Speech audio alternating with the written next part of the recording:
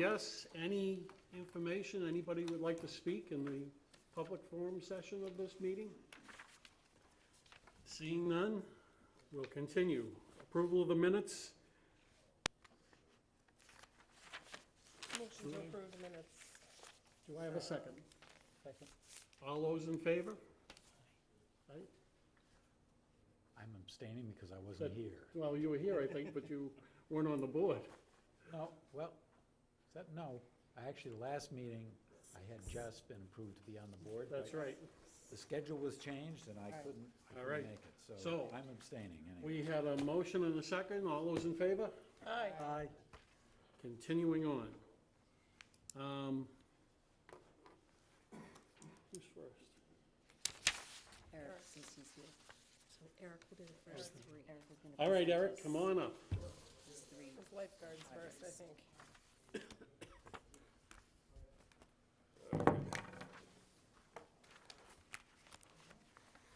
I'm Eric Beebe, I'm the Recreation Director. I will start with our lifeguard stands project. I did hand out bullet points. I kind of put them at every chair, so hopefully you got them. Just kind of concise from the applications, the main facts of each project. The lifeguard stands project, we're requesting just under $38,000. This is for 11 new stands on all the public town beaches. Materials only. The highway department's going to be doing all the labor, construction, installation, which saves us quite a bit of money. The current stands are getting very old. We're repairing every year. They're definitely at the end of their life. We're spending more money on repairs over the last 5+ years than we should be. We even had this year a lifeguard fell off one of the stands because a piece of wood broke off the side. He got a concussion. He was out for several weeks. We had to pay him through workman's comp for several weeks. So, you know, it's definitely time. It's becoming definitely a safety issue. But the current stands, I haven't been able to get an exact date on when they were built, but I know they are over 20 years old. The new stands would be pressure-treated wood, except for the seating area and the roof would be the Avix material. And that's it, if you have questions for me. Okay, John, since this is the first time at your position here, you can open it up. Well, I don't have a lot of questions, but I am curious, what happens to lifeguard stands off-season? Are they disassembled and stored? Are they stored completely assembled, and where? They're left where they are. That's how it's always been. There hasn't been a place, there hasn't been space for 11 lifeguard stands, anywhere to store them. But when I talked to Highway about their ability to construct these and install them for us, I did bring up the possibility of trying to find a place to store them so they don't get wear and tear. But they do get a lot of use. They're open to the elements even during the summer as well. And they're just rotting right now. So they're also not built in a way where they would be easily disassembled, I take it? No. We could change that this time. Randy? Do these basically the 4x4 legs and pressure treated with a roof on top? Yep. Pretty much Like what we have now, pretty much, except that like I said, the roof and the seating would be that Avix material.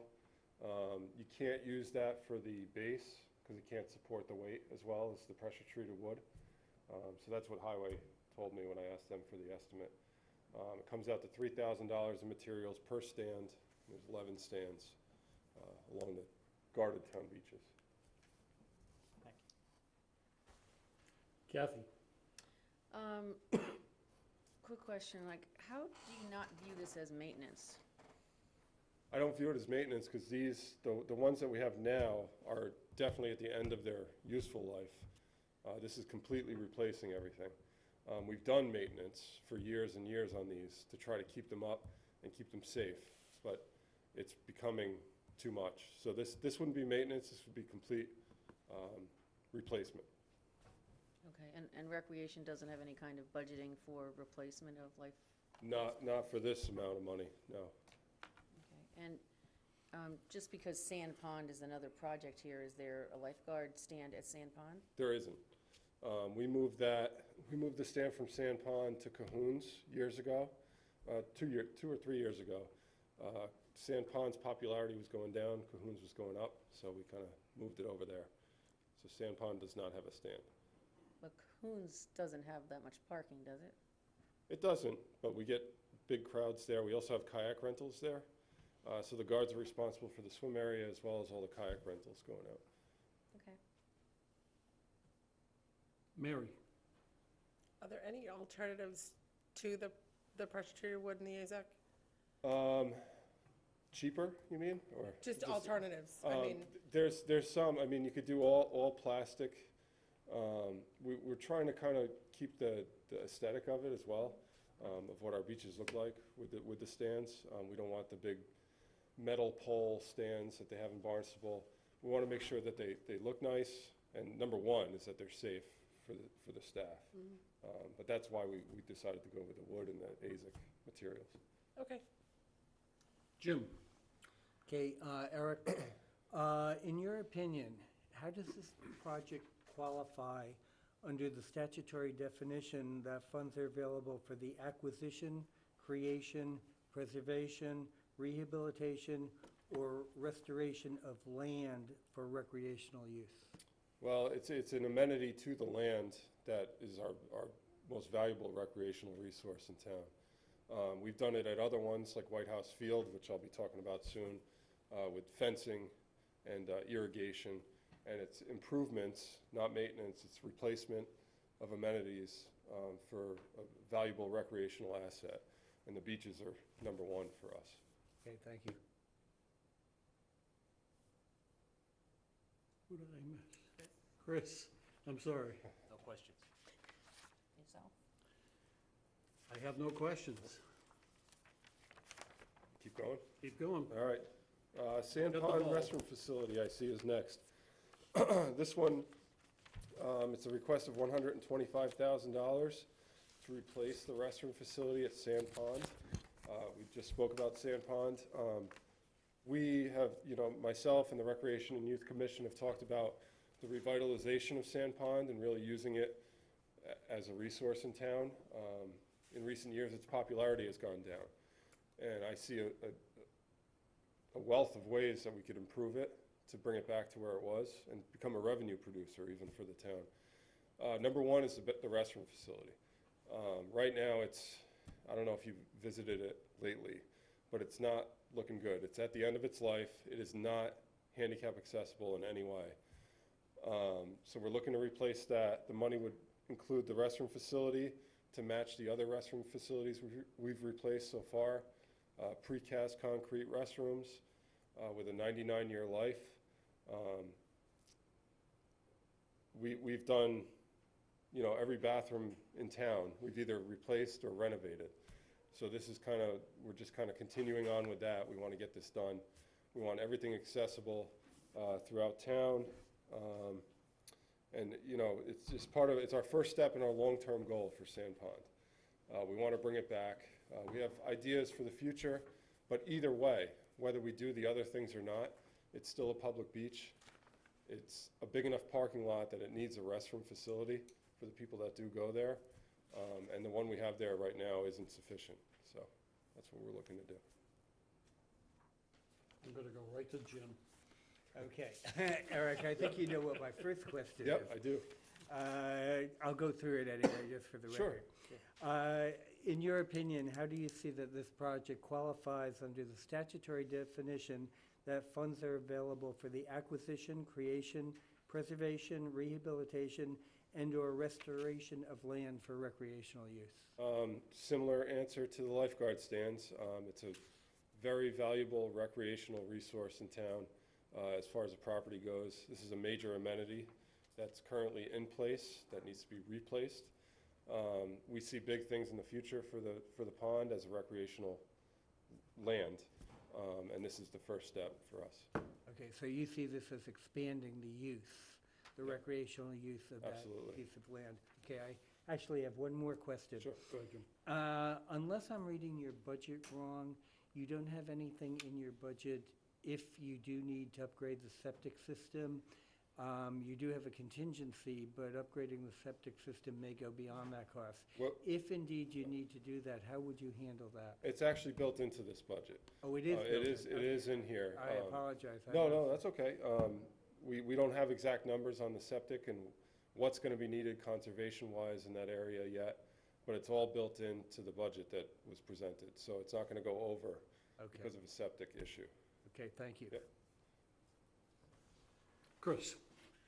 I have two questions. Is Sure. this the only town beach restroom that is not ADA compliant? Yes, it is. Currently, it's the last one that's not ADA compliant. Okay.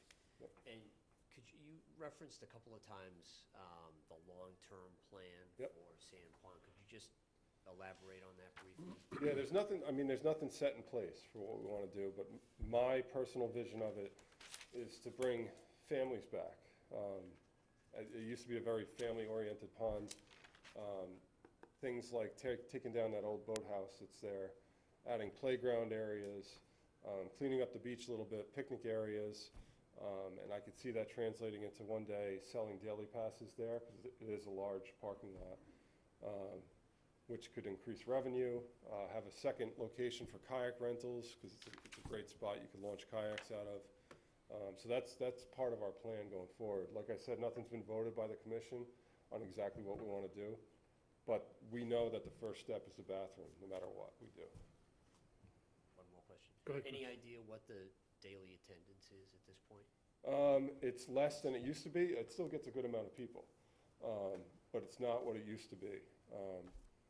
And I think things can be done to fix that. Okay. I don't know any exact numbers because we don't have a gate attendant there now. Yeah. Thanks. John?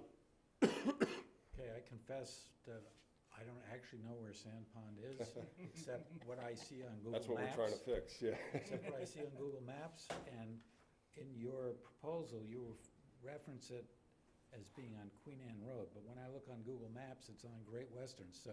Great Western, I know, that was a misprint. Okay, That's my so fault. I wasn't sure whether Google Maps was confused, which it is. That's my fault. My wife would Okay. say my directional skills are pretty bad, so that proves it right there.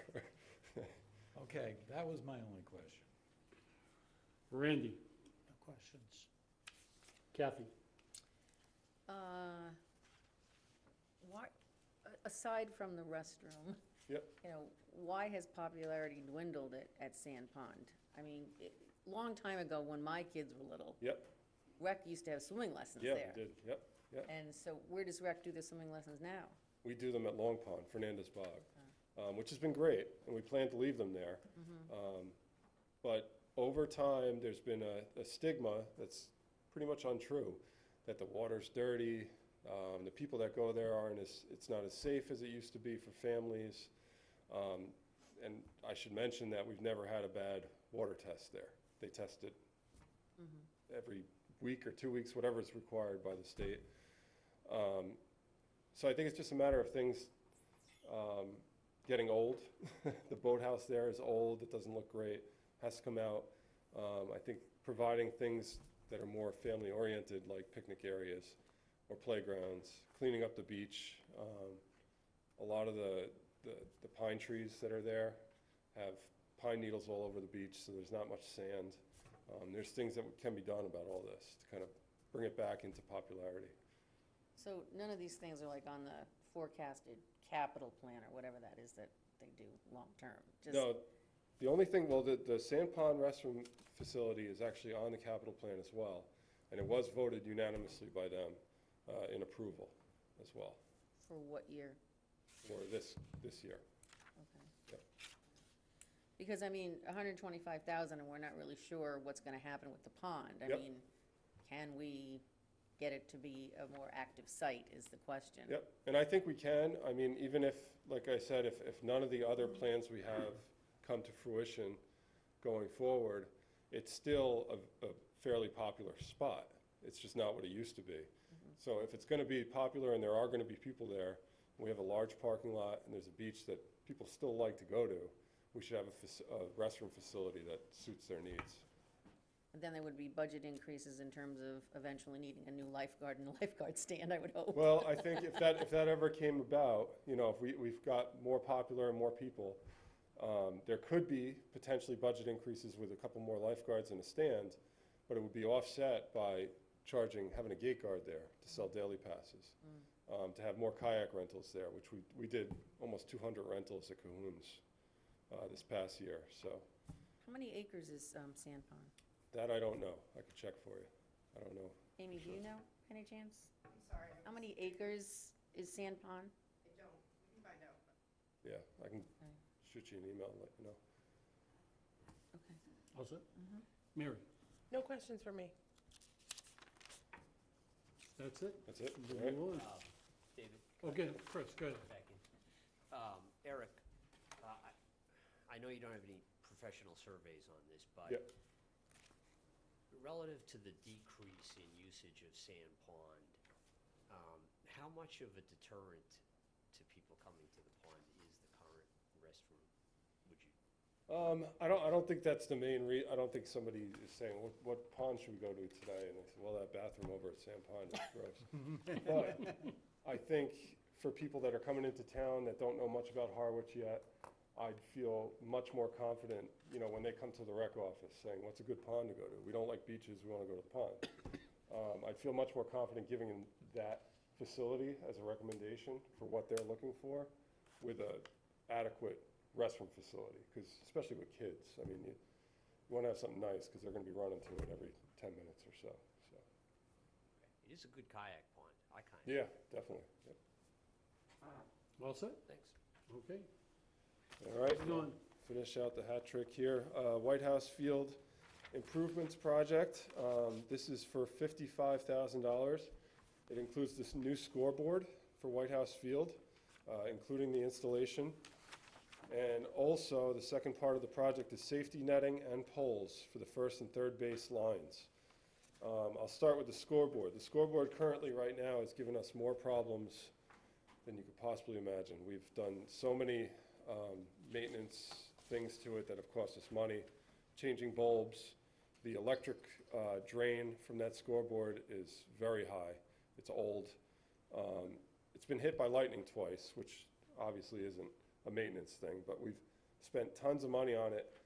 Every year we have problems. In the middle of the season, half the bulbs go out, one of the breakers goes out, and that leads to the scoreboard, and we have to get people in there to fix it in a hurry.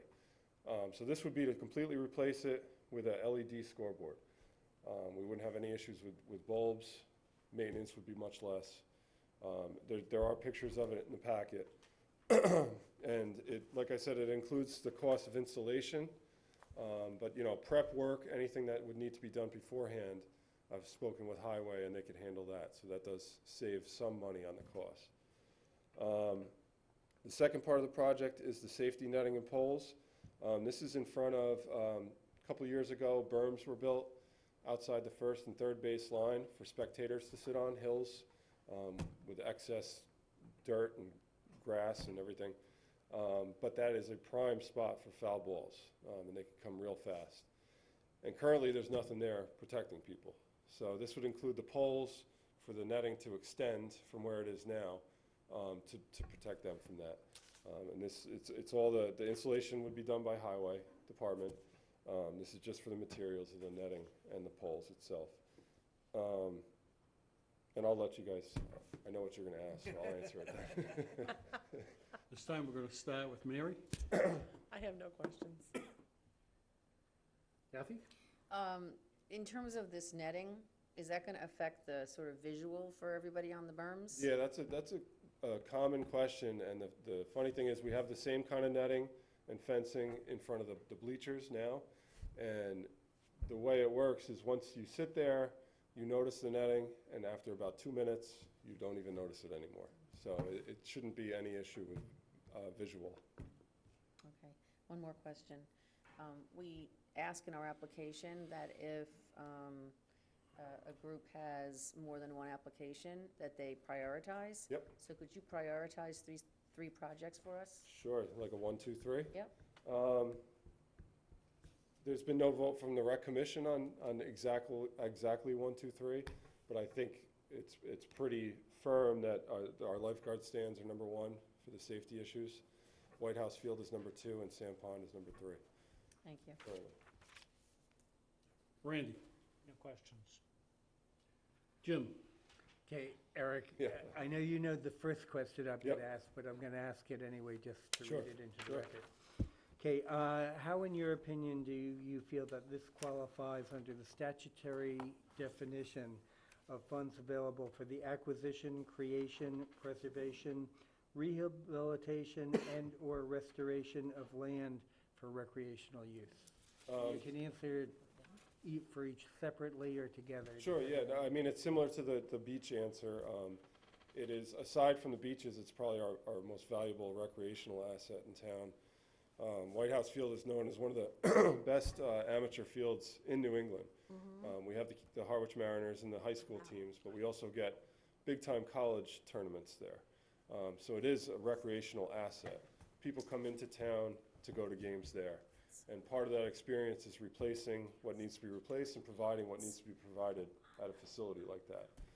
Including, there is prior precedent. Through the CPC, we received funding for new fencing for the field, as well as new irrigation, which is, they're both finished now. So this is kind of just one more thing that, it's an older field, and these things come up, and it's time for the scoreboard. Okay, thank you. I do have one more question, and this is a fairly minor question, but I was just curious. On your budgeting for the scoreboard. Yep. You received a quote of $26,600 and some odd dollars, and then you're estimating removal and installation of $6,000 to $10,000. Yep. Even if you took the $10,000 estimate, you're still at a total of about $36,000 something, but yet you're requesting 42. Yep. Can you explain why you're? Well, it's been, in the past, I've been before this committee quite a few times, and we do act on a 15% contingency. Okay.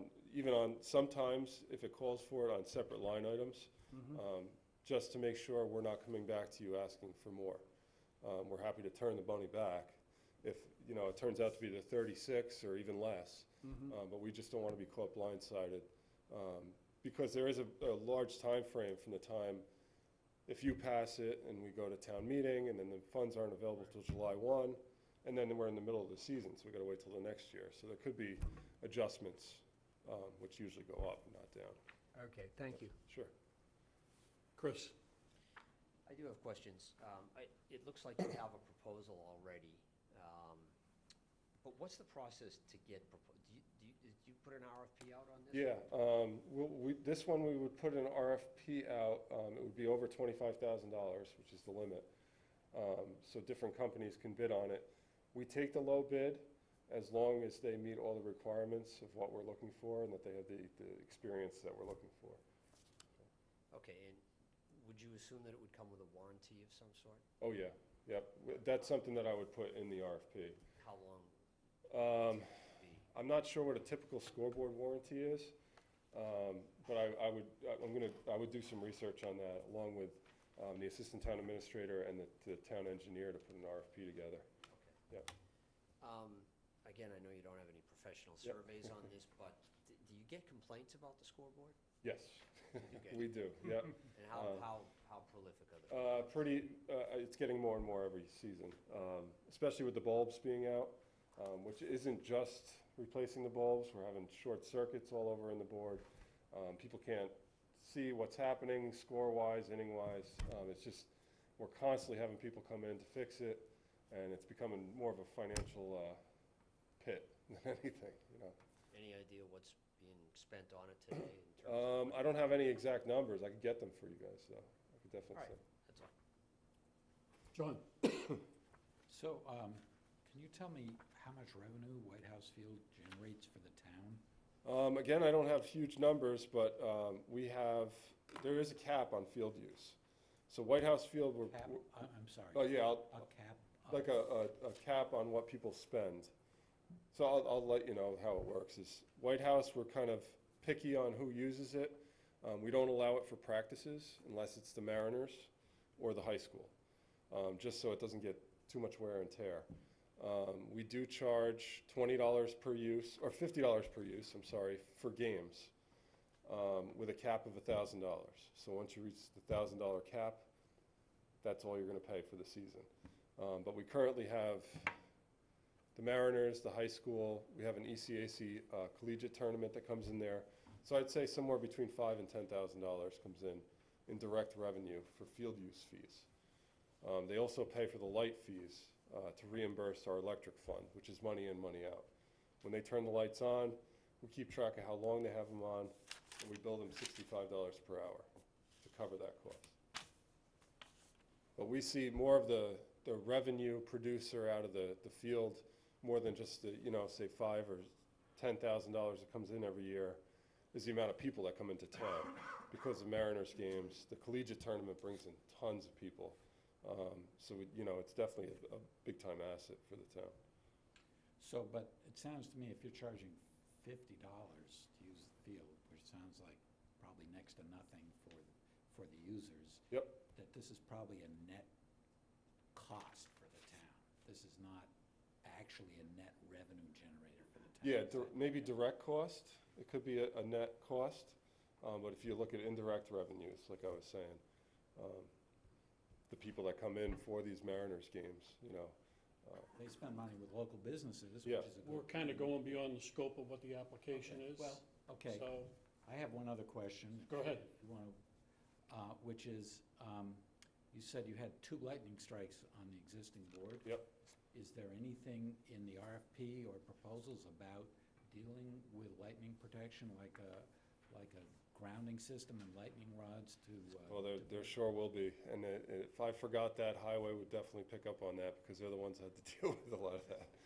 So that wouldn't go, an RFP wouldn't go out without a full maintenance plan, warranties, and something like that with, insurance type thing for lightning strikes or unforeseeable damage. I'm not talking about insurance, I'm talking about actual there are things you can do to Oh, yeah, yeah. avert the lightning strikes. I'm just wondering if that is part of the plan. We will make it part of the plan, yep, absolutely.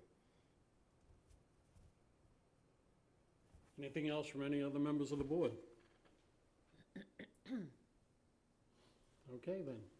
Thank you very much, sir. Thank you. Thank you, Eric. Amy?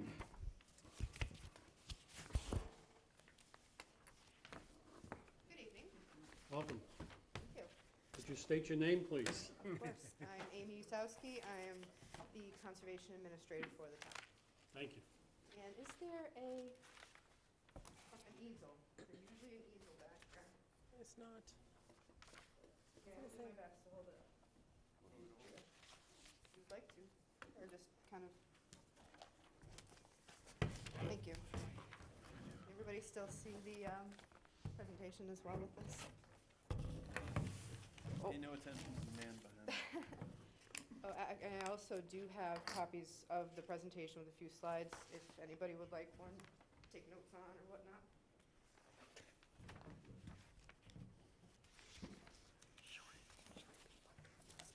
Do you want one?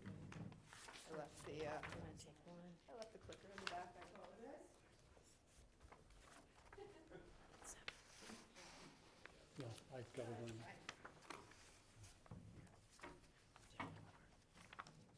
Is there one more? Okay. Any extra down there? I think I'm ready. I don't Yep. need it. You can Nope, go. maybe. Sorry.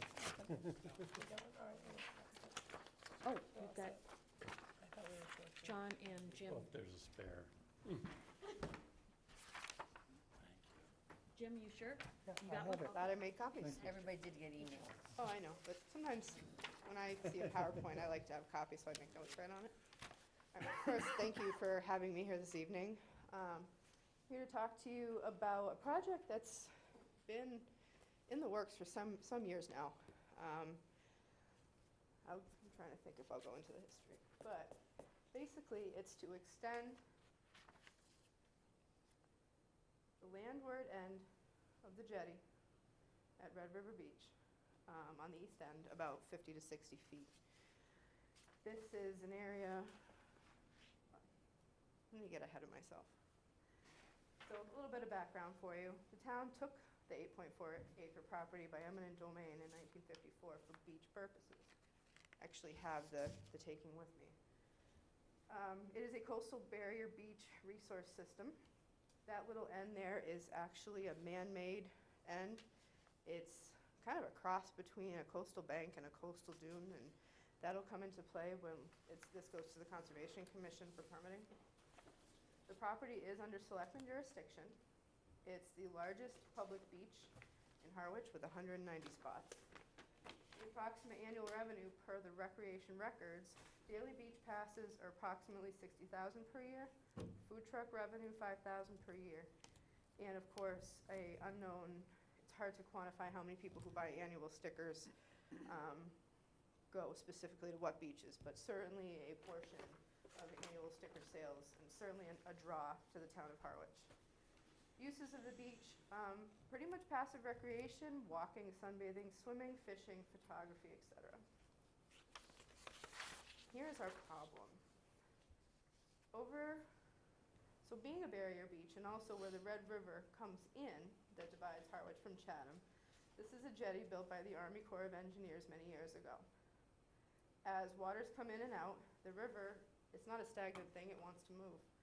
The river is trying to move towards the west. Right in here, this actually looks good compared to what it looked like about 5 years ago.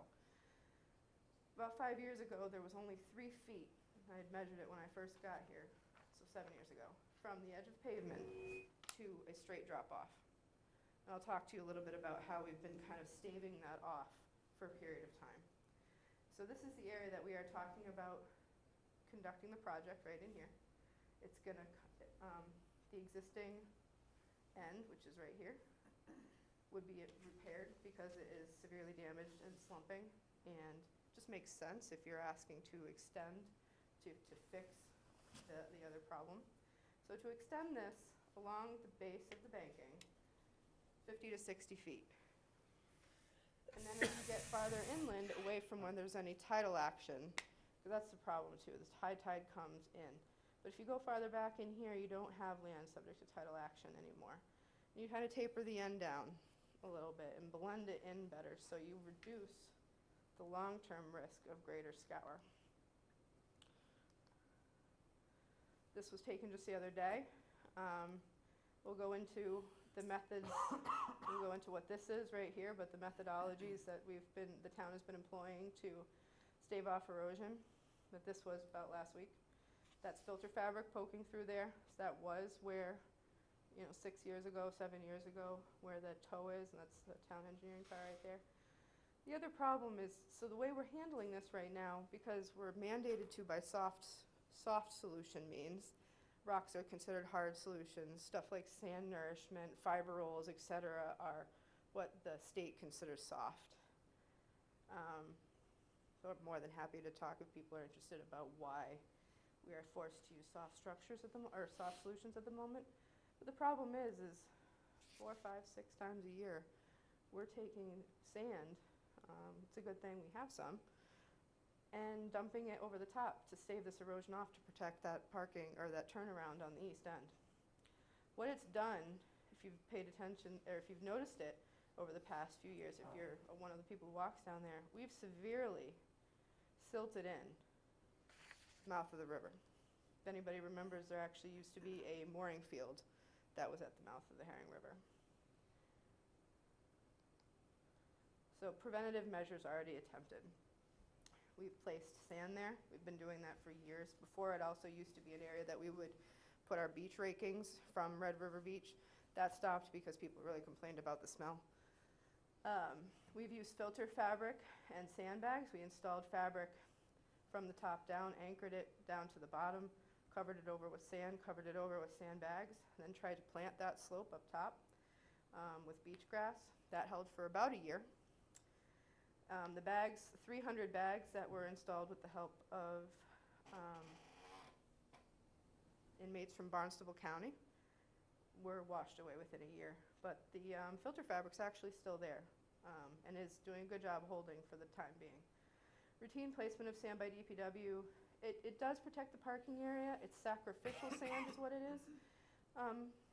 But what it's doing and I won't speak for the Conservation Commission because this has to go before them still, but in my professional opinion, we're doing more harm than anything by adding as much sand as we are to protect that parking area. So our request is my request, the town's request, I should say, I'm representing the town. Extend the jetty landward 50 to 60 feet, hugging the banking. Repair the slump portion of the existing end. Maintain the public access to the area. Also, the piping plovers like to use that back slope.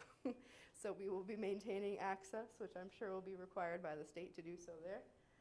We did receive, just the other day, a courtesy quote. I met with Robert Our Company down on the site. 6 years ago, I also did this, and because the Conservation Commission, actually, we did approve it. The state denied it 5 years ago. But we got a courtesy quote, and it came in about $70,000 for a 50-foot jetty extension and $8,000 to repair the existing slump end. Our request is for $100,000. Rock work can get very expensive very quickly. I used to work for a town on the Outer Cape where we had far more erosion, and I'm very familiar with revetments and cost of the work. So I'd like to maintain the request at $100,000 in case 50 feet, in case we need to go 60 feet, in case something happens where we need that little extra. So just to have that buffer would be handy. This plan that Evan has, actually the engineered plan that the town did in 2012 for this project. It's not going to change all that much, where it's going to get a little bit more detailed in terms of what the very end of the revetment will look like. Right now, it kind of goes exactly straight into the bank. You don't want that. You want more of a tapered end to it. So we're going to get into some more detail. We'll definitely put a revised mean high water line on it. But you can see the town has already done some work for this project. It's been on our capital plan for at least 5 years now. Okay, so the big part, how this project fits CPA funding criteria. So the purpose of this project is to restore, rehabilitate an open space property with high recreational value. I think this fits both the open space and recreation pieces to the CPA funds. This meets the local comprehensive plan. Which calls for the protection of critical habitat such as barrier beaches and salt marsh, the protection of water quality. This project will stop the marsh from being silted in at an unnatural rate, which is happening because of the current addition to sand on such a frequent basis. It'll stabilize the barrier beach there. It will preserve that parking or that turnaround at the end. And it'll improve the water quality because the Red River will actually be able to flush better. It meets some of the criteria of the open space and rec plan in that it preserves and enhances natural resources while continuing to provide an opportunity for passive recreation. So what we're really doing here is we're hoping to preserve the use of this land for more years to come.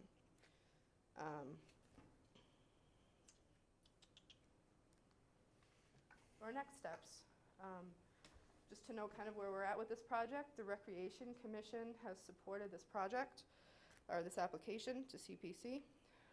The Capital Outlay Committee, I've heard, just voted unanimously to support the project to CPC. This presentation, as you see it here, will be on Tuesday's Selectmen's meeting agenda. It will also be on next Friday's Real Estate and Open Space Committee agenda with hope to gain support from those committees. The engineering department in the town will revise the site plan for more current data. Once that is done within the next few weeks, we will file with the local Waterways Committee because this is subject to tidal action and it potentially could be, and has been in the past, navigable waters. And we'll file with the Conservation Commission within the next month or two. Also file with the Department of Environmental Protection and this winter, hopefully obtain approvals. And then if permits and CPC funds are awarded, The project would take place next fall, winter, so around this time. Depending on the weather and whatnot, the drop-dead completion date would be early spring, probably March of 2020. Questions and comments? Mary? Well, if nothing's done, what will happen? If nothing is done, well, here's my thoughts. We're not going to be able to keep putting sand there forever. It's going to continue to silt in the river. Somebody's going to complain to the state. The state's going to find out we're actually doing more harm than good. However, the state also denied the rocks a couple of, about 5-6 years ago. What our push is going to be is to prove that the rocks are less damaging in the grand scheme of things. So worst case scenario, the state could, they could see that there's more damage because we're adding sand all the time. They could cause us to stop doing that. If we don't have a permission to do rock or some other sort of solution, I would say within the year, there would be a straight drop off at that turnaround.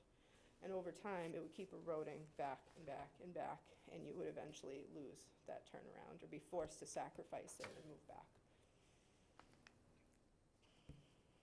Mary? Just in my mind, I'm trying to conceptualize how far around the bend the 50 or 60 feet would be. Sure.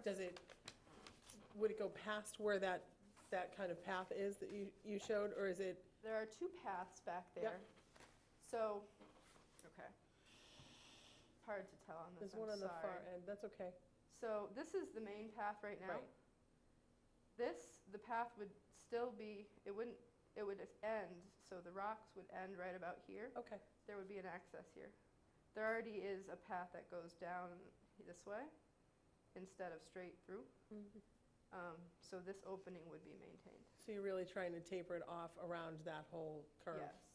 So you can see, particularly high water is right in about here. And that's where we have the problem. So we're going to carry this out to about here. And as we go inland away from the water, we start to taper it down a little bit. You don't need the same volume of rock. You blend it in a little bit better, and then you would still have an access for people and critters. Thank you. Jim? Okay, the courtesy quote that you got from Robert Our Company, was that a detailed quote or just a sort of ballpark? It was just a ballpark quote. They did have a copy of this plan from a few years ago to base it off of, as well as the draft permits from that time. It wasn't a detailed quote about, how much the filter fabric's going to cost, how much sand needs to be bring in, how much the rock costs, what labor is. He did factor in prevailing wage. They're used to doing that. And this is a ballpark figure. We will need to go out for, we will need to formally go out for quotes and proposals once permitting is finished. Yeah, well, before you do, is this going to be done by the town in-house, or are you going to hire a contractor to do this work, assuming it gets all the approvals and funding? It's proposed to not be done in-house. It's proposed to be done by an outside, more of a marine contractor. Okay, so it would have to go out to public bid then? Exactly. We'll go Okay. out to bid. We have very capable people, but this is more of a marine engineering project. Prior to going too much further, and prior to our making a decision on it, is it possible for you to get a more detailed scope of work and a quote, which should also include a contingency to speak to some of the unknowns that you had mentioned? I certainly can try. I can, at least myself, give you a scope, because I Right. know the components of doing this work, but as far as pricing of that, I can request that. Yeah, see if you could get a pricing on that scope that you can develop. That would be very helpful to us. Thank you very much. Thank you. Kathy? So Amy, why did the state turn down the request Sure. 5 years ago? So, it's an interesting thing, because the Army Corps of Engineers, federal agency, is the one who actually built this jetty back in the day. I'm not exactly sure which year. It'd be interesting to find out. And it's because of that we're having this particular issue. So the State Wetlands Protection Act prohibits, they call it, this is the extension of a jetty, but it's essentially a revetment. They prevent the revetting, or prevent new revetments unless it's to protect a pre-1978 dwelling. 1978 is when the Massachusetts Wetlands Protection Act went into place. So essentially, if you had a house there, not a municipal building, a house, pre-78 dwelling there, you would be entitled to ask for the protection of that. Post-78 dwellings aren't as fortunate. So because we don't have a dwelling here, we have a town asset and a parking area and town beach. That's the reason that they denied it. However, the reason it's coming back is because since that time, they have permitted 2 projects exactly the same here in Harwich. They permitted, the one that is most recent is at the entrance to Saquatucket Harbor where the Winchmere Pines Association is, on the west side of the entrance to Saquatucket, I'm sorry. There's that jetty that comes inland here, had the exact same issue, and the closest house was over 100 feet away, and in order for a house to be considered endangered by erosion, it has to be closer than 40 feet. So I just thought that given the changing climate, it was a good chance to try this again, and to also, a big argument will be how negatively we're impacting by just throwing sand over it right now. Isn't there like a big sort of thing between the hard and the soft, being like the rock revetments, don't they cause migration of sand in other ways? They do. I mean, that's not going to be,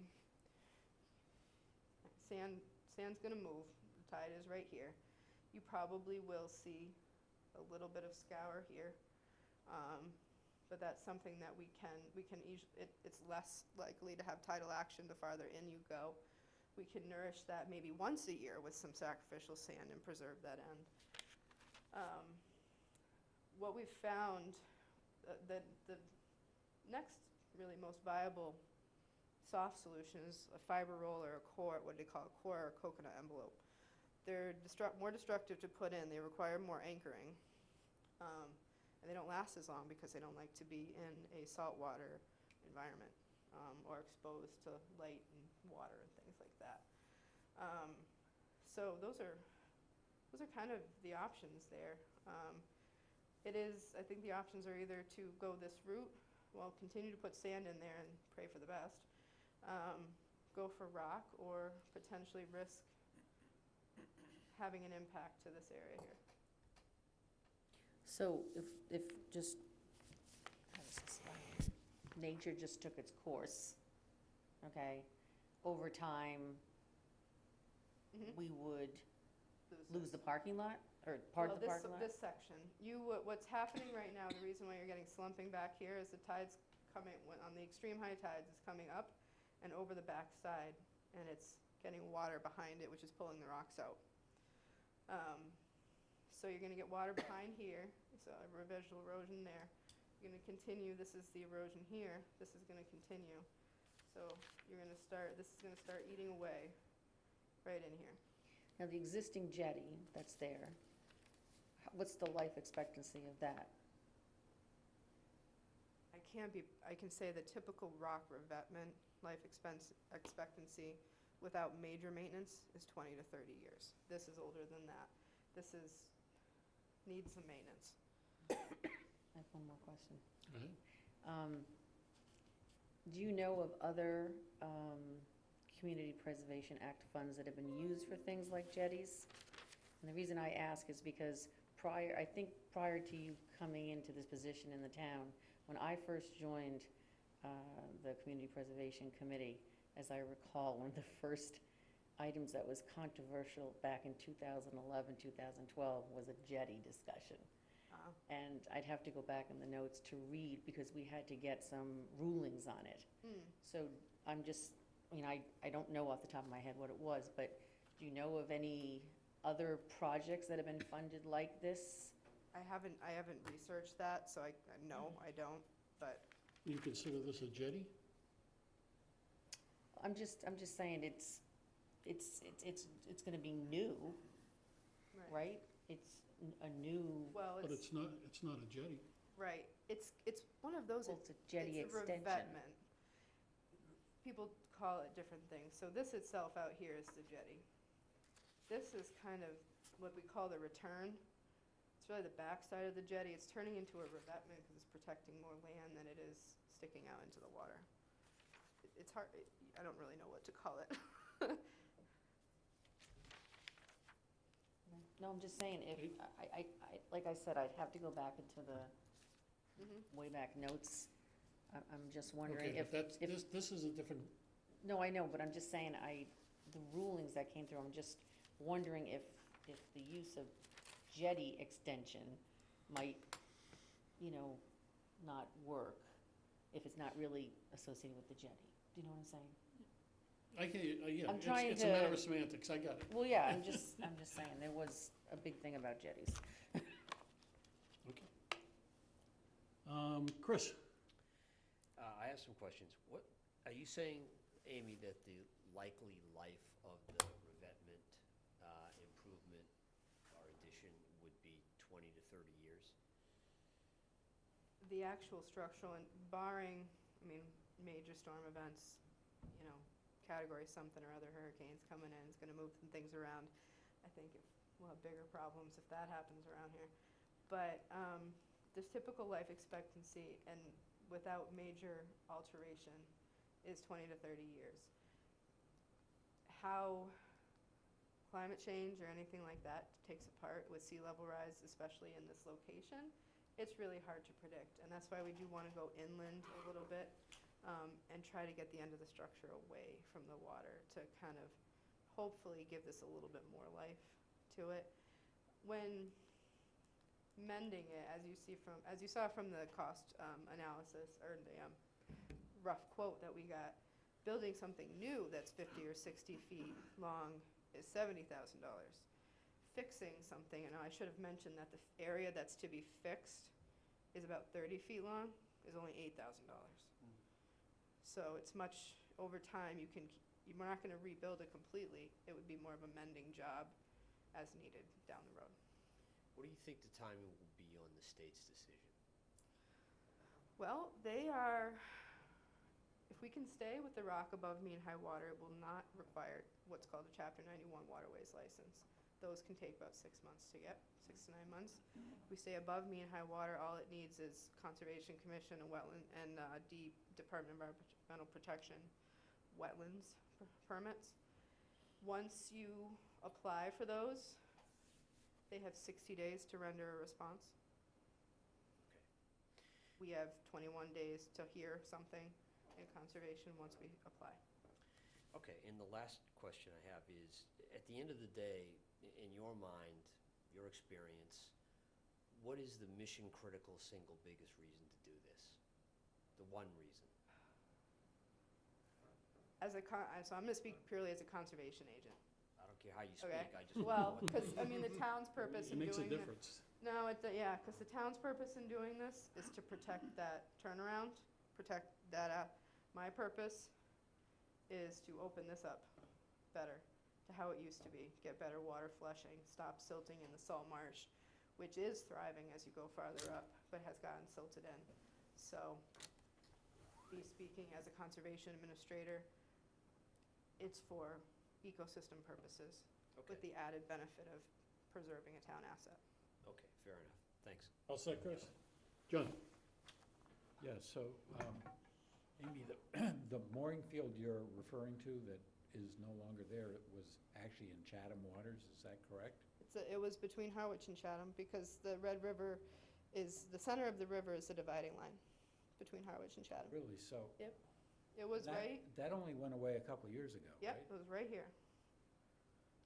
And So- now at this was almost low tide, but at low tide, it's a trickle right now going through there. So, I guess part of my question is, since adding the sand over the years has affected that whole area, including the Chatham mooring field.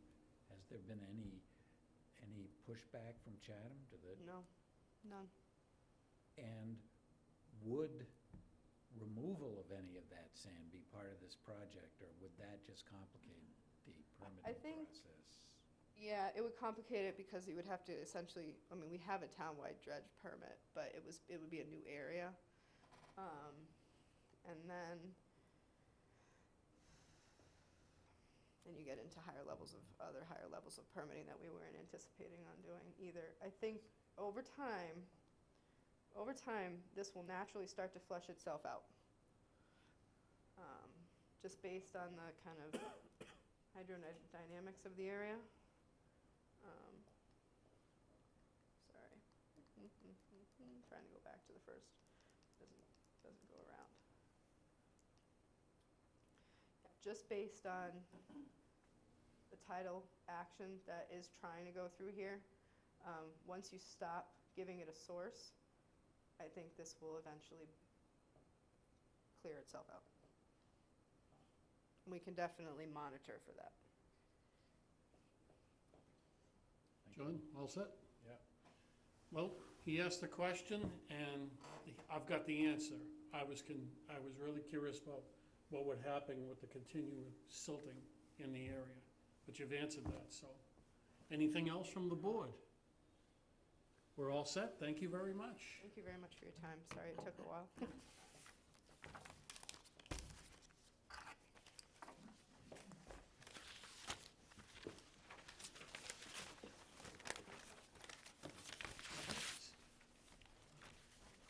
Can you give me like 1 second?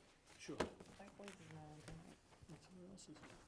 That's it. You guys said 4 projects tonight, that's it. Oh, we're gonna do that. Oh, that thing? No, it's an early. I can go back downstairs and finish my work. All set? I am. Okay, we're all set with what we have scheduled for tonight. Old business. I was asking for a vote. Should the CPC work in the CPP to be part of the town comprehensive plan? Can we at least have an understanding of what the board wants to do? Does the board want to take part in developing its part of the comprehensive plan, or do we want to have, how does the board want to handle it? David?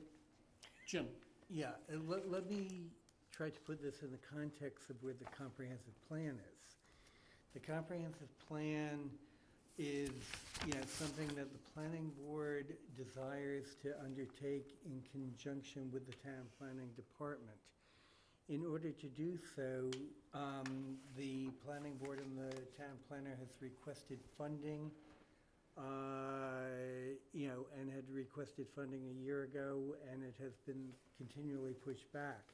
The funding would be for a consultant, in that the development of a comprehensive plan is an enormous task. And, while the planning board will be involved, the planning department will be involved, it needs the additional help of a consultant in order to undertake that task and do it in the way that it should be done. My understanding now is that, the earliest funding may be available maybe over a year from now. The planning board and the planning department can't really undertake the effort until some of that funding is available. There could be discussions with regard to how to undertake that effort. I think from the point of view of this committee, that this committee needs to decide what it considers would be the plan for the community preservation funding, that is required by the Community Preservation Act under the statute. And to the extent that it wants to sort of discuss with the planning board some of the concepts, I think that's a very valid way to proceed. There are 2 comprehensive plans that have been done in the recent history, one which is legally in place right now and could provide some degree of guidance, but It is my personal opinion, and I think a lot of others, that that what is in place today is not really a comprehensive plan for a community. It is an organizational plan for the corporate community or the corporate municipality, as opposed to a policy plan for the development of a municipality. However, there was a plan that was done back in 2002, which also can be looked at, and that is more in the sense of what I would consider a comprehensive plan. So I think that's a long way of saying that I don't think that this board will get the guidance from a comprehensive planning effort that you're really asking for, David. But I also don't think that this committee should wait. I think this committee should start moving ahead and decide what is the correct plan for community preservation funds for the town of Harwich. One of the things I think everybody has to remember with these plans is while they go through formal development process, while they go through formal approval process, a comprehensive plan clearly has to be approved by town meeting. They're always subject to change. And one of the things that the planning board, I think, will have to do once it begins this comprehensive planning process is take a look at the plans that have already been sort of approved and see how consistent or inconsistent they are in sort of trying to bring them all together into one sort of comprehensive planning effort. Recently, we've had a recreation and open space plan approved. We've had a housing, I forget the exact term, but it's basically a housing production plan. That's been recently approved. In my mind, those are really components of what would be a comprehensive plan. What is missing in my mind, and the first thing the planning board has to deal with, is sort of the overall policy of what does the town of Harwich want Harwich to be in 10 years, 20 years, 25 years. And then once it can get at that overall policy decision, then take a look at the existing plans and see how they fit into that. See if, you know, the basic plans that are being developed are consistent. And then if not, work towards that consistency.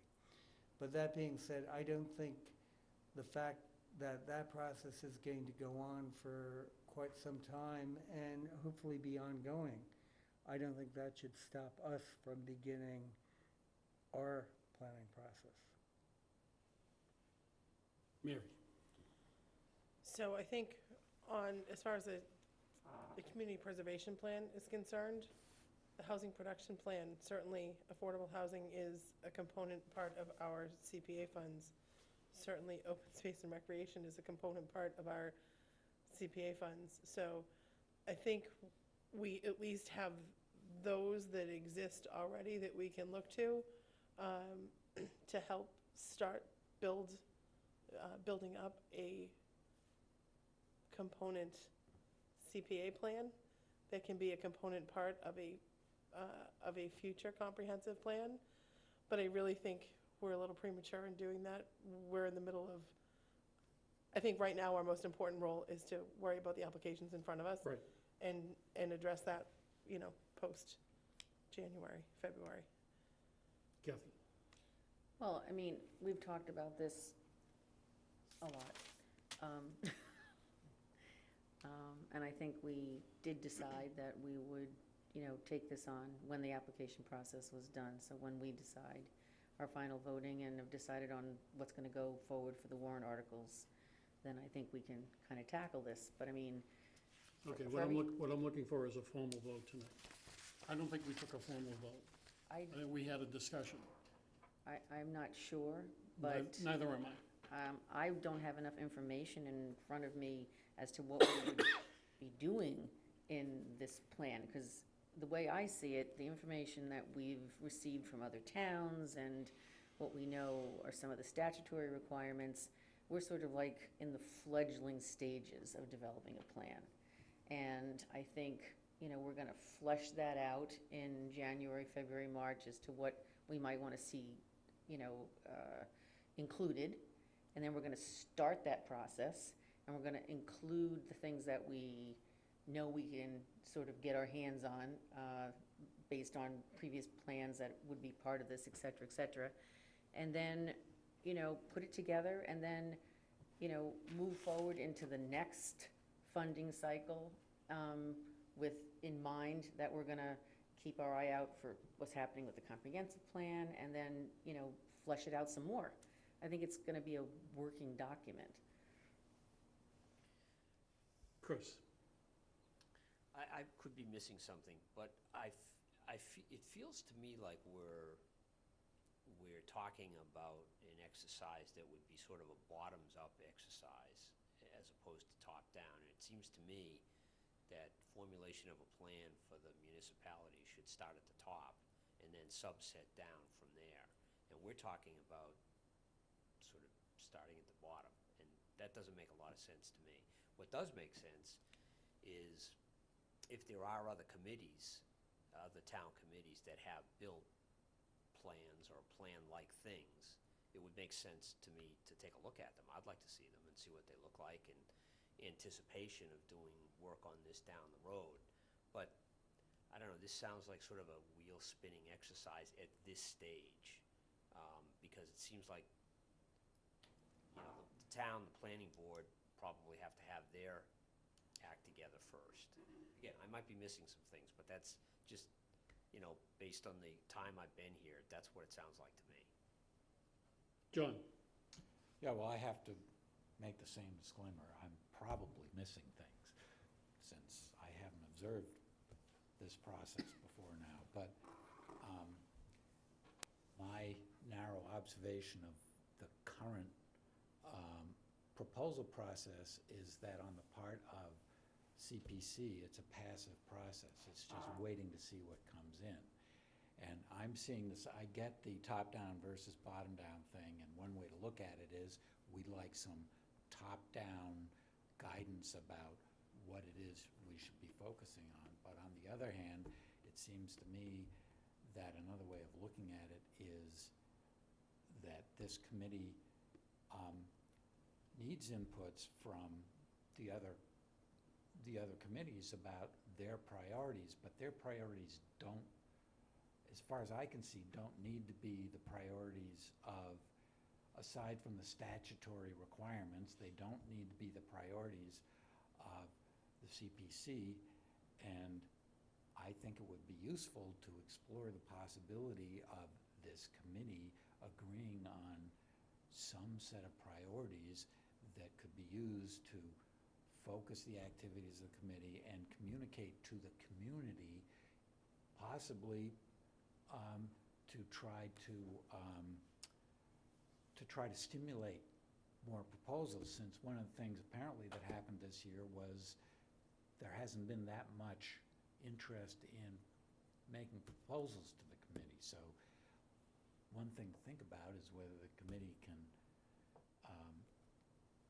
just talk about setting priorities and communicating priorities to the community.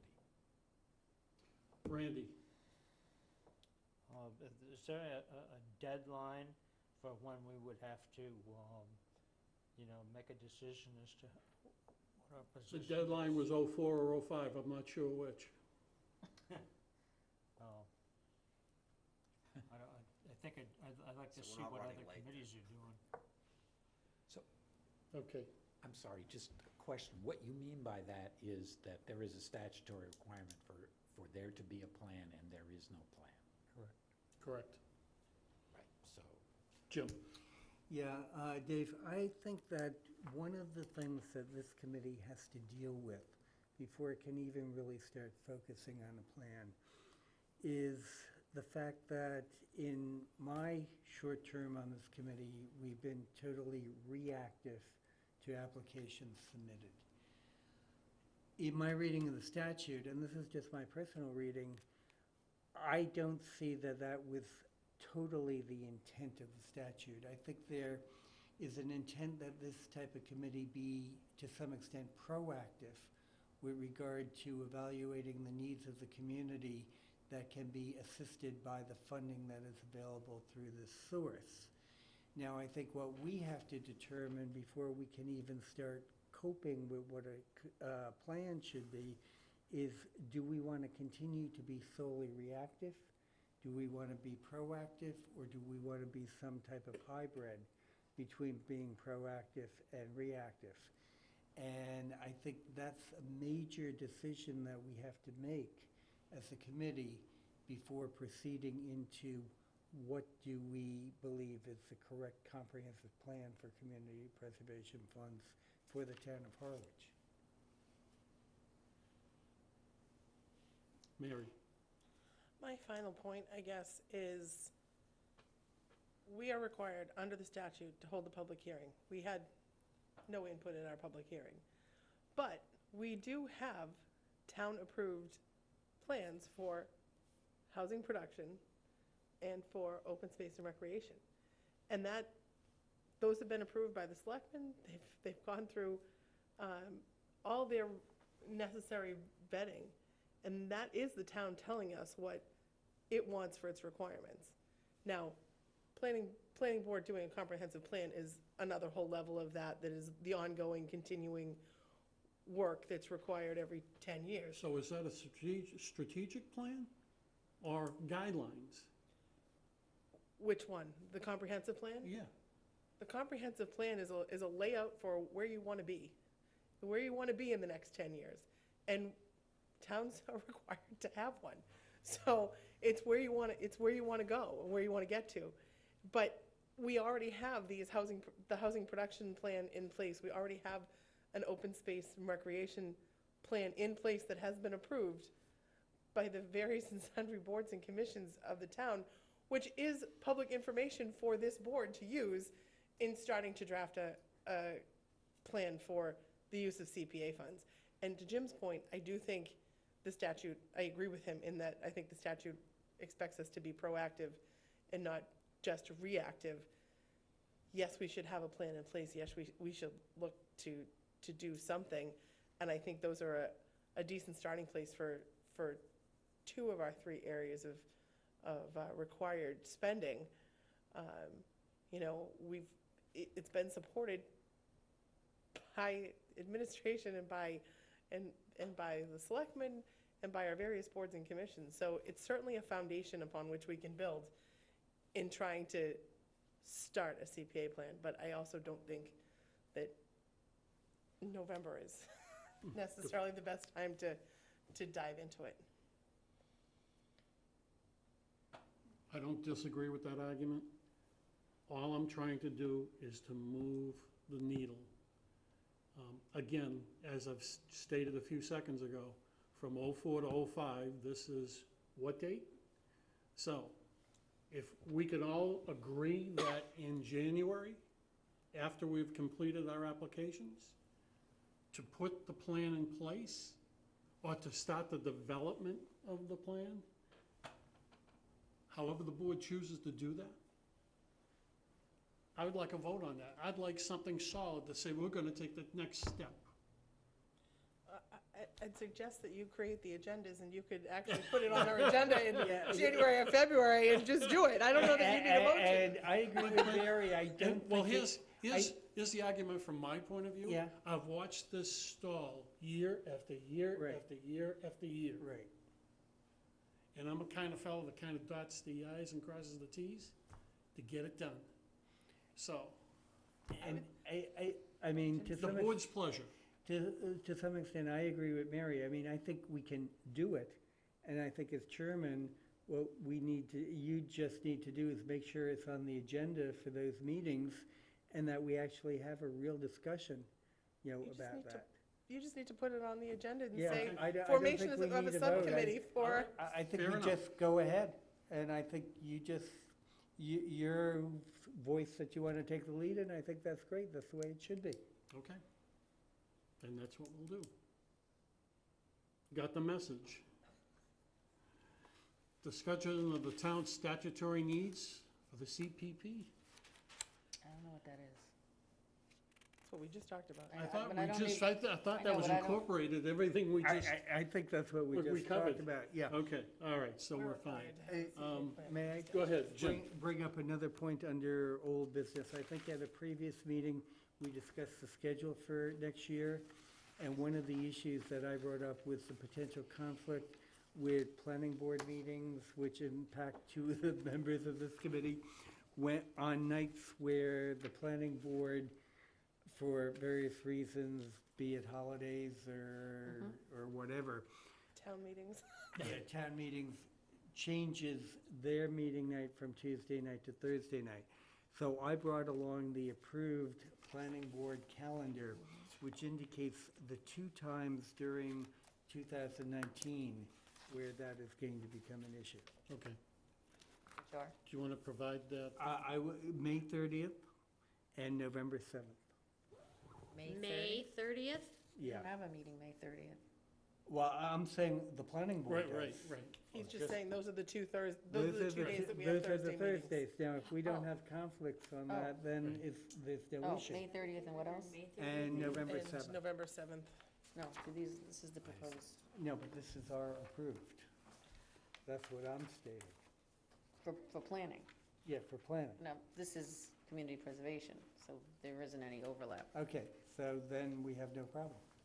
You're just stating this in case we want to schedule extra meetings to do the planning process, right? Well, It has happened in the past where Jim and I were running from one meeting to another. right. Okay. Kathy? In reviewing the proposed meeting schedule, we may want to make a note that we discussed the possibility of June maybe being the public Comment. Oh, yeah. public hearing, or whatever you want to call it, so we may want to put that on there. Because FYI, June is the one month y'all kind of are around.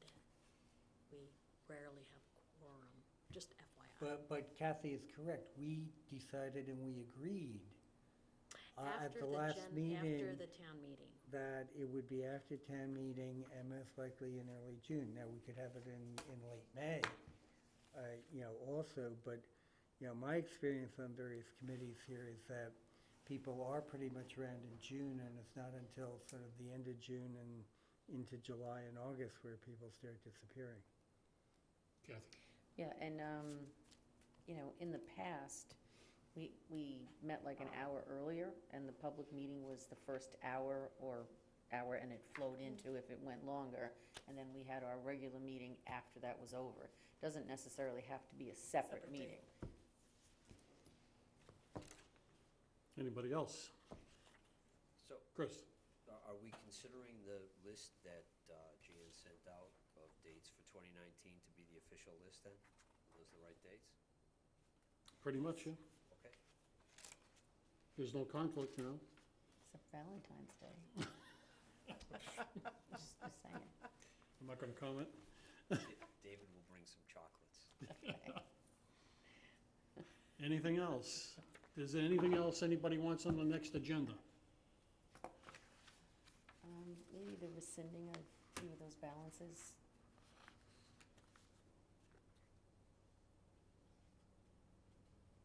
I've forgotten. I'm sorry. Here, when we had the reports, Mm-hmm. there were a few, 3 or 4, that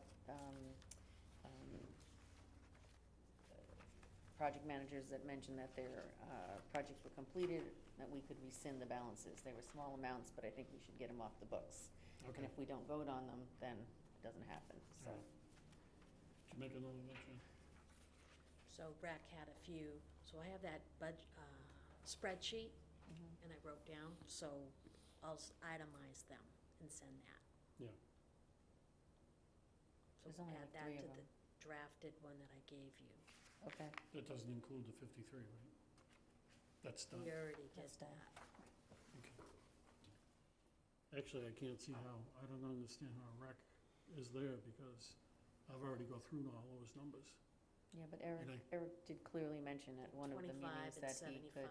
Then Those there were must the be another one. cemetery. Okay, Oh. There was another one that was where he clearly stated that it Okay. was, it could be closed out if there was anything there. all right. Quick refreshment here. I know we're gonna go through the next group of 4 applications at the next meeting, and then December, we're gonna have a discussion about all 8. Is that correct? That's generally the way we do it. So should that be on here? David, I thought we were going to have the discussion in January, the Is that December. what he just, No, he no. said No, he December? said I'm December. sorry, I didn't catch, Yeah. just, you're right, Jim, it Yeah, was January. so You're it right. will just be the additional applications, as we went through it tonight. And then, like tonight I asked for some additional information. Well, and December hopefully- 15th is the last date that they can provide. Right, that they can Any provide. backup. Right, and then in our January meeting, hopefully, we will come to some resolution. And if not, we'll have more meetings. Right. No, but that's, Exactly. that's kind of a long time, though, like, we're talking 2 months for us to keep all this current in our minds.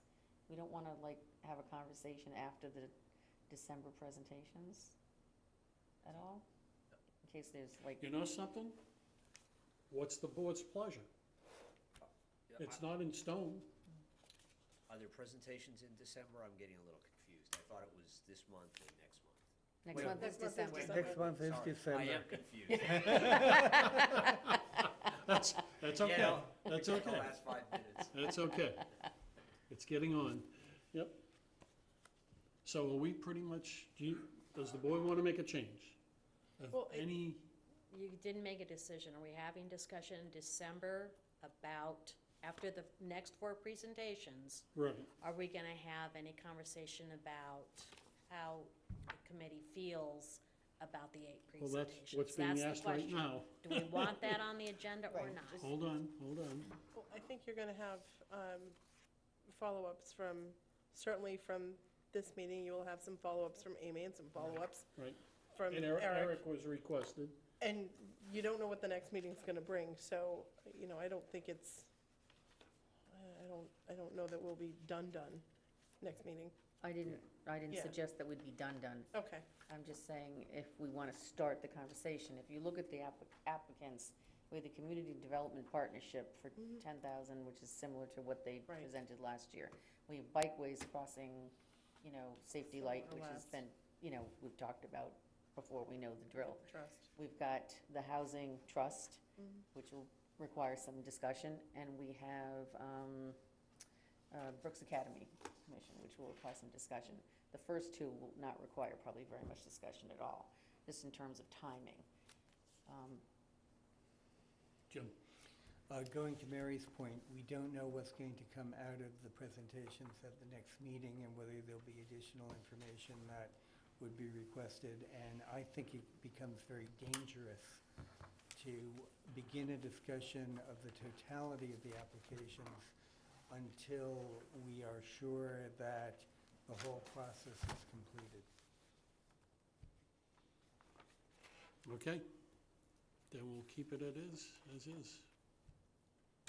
And that will be, So if you can give me the order you want on that, and I'll give you an you've already, updated. did you provide her with that? No, I threw that Oh, at her, okay. and I'm just saying, I don't choose the order. mean, well, I this didn't, is- what way do you want it? It doesn't matter. It doesn't, We'll it does just not. send them the right. agenda. We'll right. just- I just popped him in there, so I'll add that and I'll send it to you. Okay. Do you want an update from Carol?